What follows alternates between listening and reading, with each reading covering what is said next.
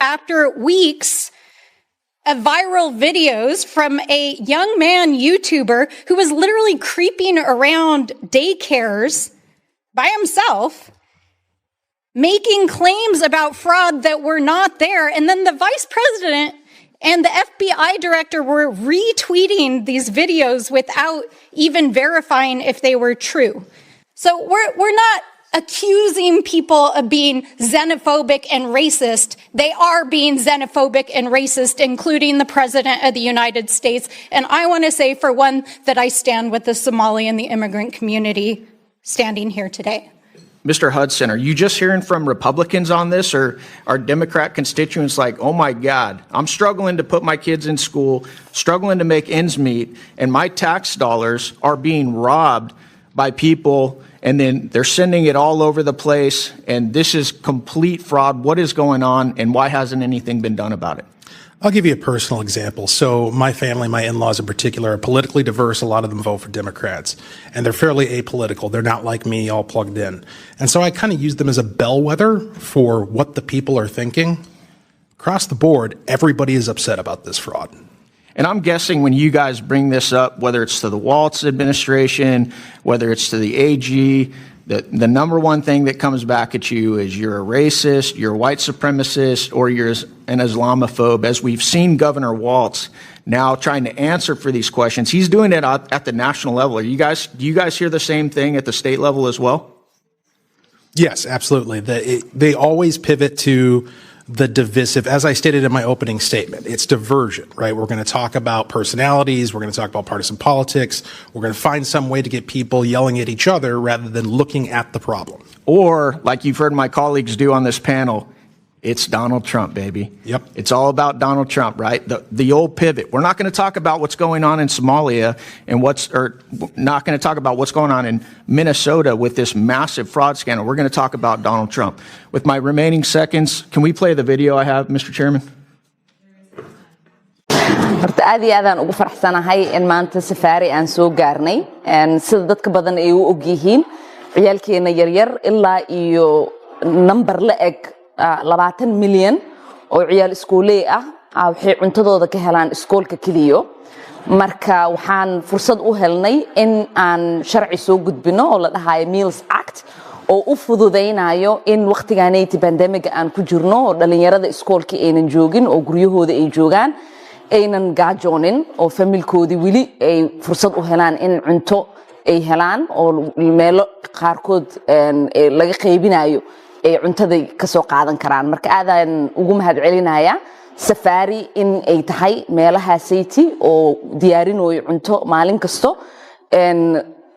dhalinyarada ciyaalkii iyo familkoodina ku taakuleynaayo cuntada sayti maalintii kaliya safari waxay ay cunto siisaa 2300 oo ciyaal iyo familkooda taas waa mid muhiim sida aad u ogtihiin dhalinyaro badan gaajo ku nool wadankaanaytii ama familkooda fursad u helin in quraac qada iyo casho ay siiso marka in qadadaasaytii ay meel ka helaan aaday u muhiimsan tahay bishaan ramadaanka oo familiyaalkeena badan iyagoo aan shaqo haysanin iyagoo aan taakulayn kale helaynin in aynan ka walwalin ciyaalkooda yaryar sidii ay qada ku siin lahaayeen waa muhiim marka waxaan u mahadcelinayaa safari oo kaleete iyo dadka badan oo maalin ilaahay keeno fursad u qaatay in ay u volunteer gareeyaan oo ay taakuleeyaan familiyaalka.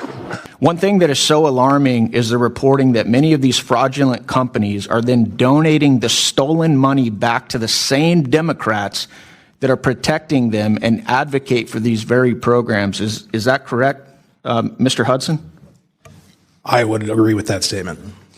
Well, we just had one of my Democrat colleagues said these are just opinions. You know, are these guys donating money back to Democrats? Yes, they are. I'd like to enter into the record, Mr. Chairman, an article from Breitbart News saying, with the title being Database Searches Show Somali Fraudsters Funding Democrat Politicians. So these aren't opinions. Without objection. There's actually reporting on this. Are you guys aware? You guys are elected officials in Minnesota, right? Are you guys aware of the reporting that some of the stolen money is getting funneled back to the Islamic terror group Al-Shabaab in Somalia? Mr. Robbins? Yes, sir. And we have evidence of it going back as far as 2012, where a man was convicted of sending $21,000 to al-Shabaab. In 2011, 2 Minnesota women were convicted of sending money to different groups. Someone else, we have multiple references of how the al-Shabaab takes a cut when the money gets to Somalia through the Hawala network. So I think there's ample evidence on this and federal convictions. Yeah, that's outrageous. The Democrat Party keeps shaping rules that quietly route taxpayer cash back into their own pockets. That is exactly how the system works when you strip away the polite language. And the crazy part is how tightly every one of these ideas connects to the next.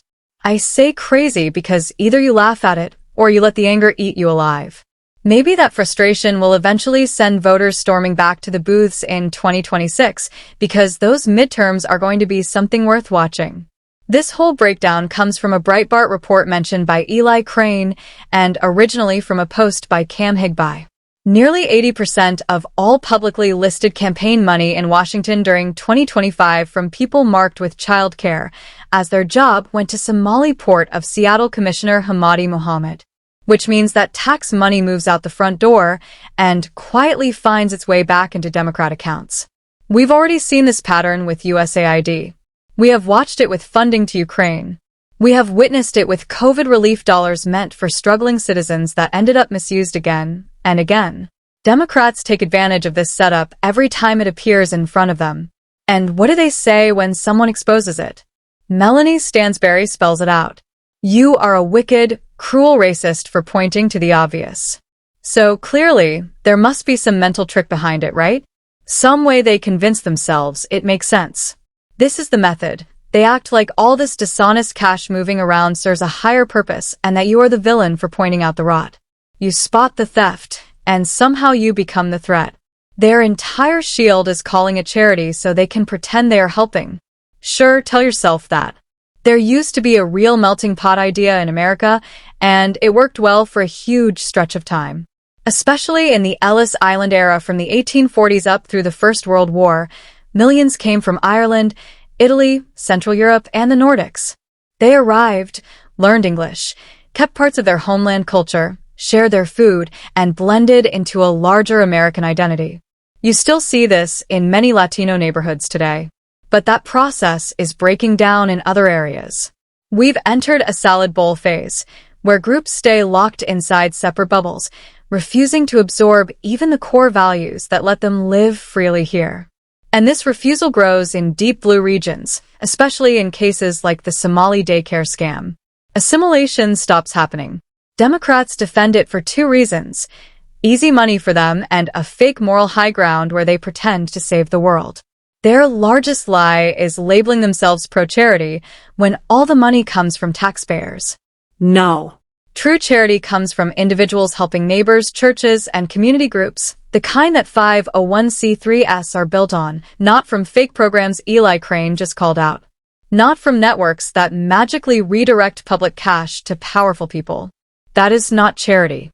That is waste, misuse, and exploitation. And Democrats will back it because they would rather burn your earnings than allow private groups outside their grasp to get credit. This is not kindness. It is not uplifting.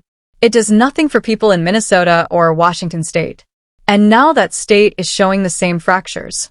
Those issues have been there forever, which is why half the region dreams of joining Greater Idaho on the other side of the mountains. We are literally watching Democrats torture resources and then accuse you of wrongdoing when you dare notice while their friends enrich themselves. Nothing about their machine is fair or moral. Yet Melanie Stansberry will keep yelling that you are hateful for mentioning it. Eli Crane is exposing the whole thing again. The Breitbart report is packed with residents who connected every suspicious trail, while Democrats deny everything and scoop up the benefits. That is how insane the structure has become. This has to become one of the main fights for the upcoming months. And hopefully more people catch the signal. Thanks to Nick Shirley for blowing the lid off. And if a Democrat slaps you with a label creep or hater, keep pushing forward because that means you are directly over the target, the same way Nick Shirley is.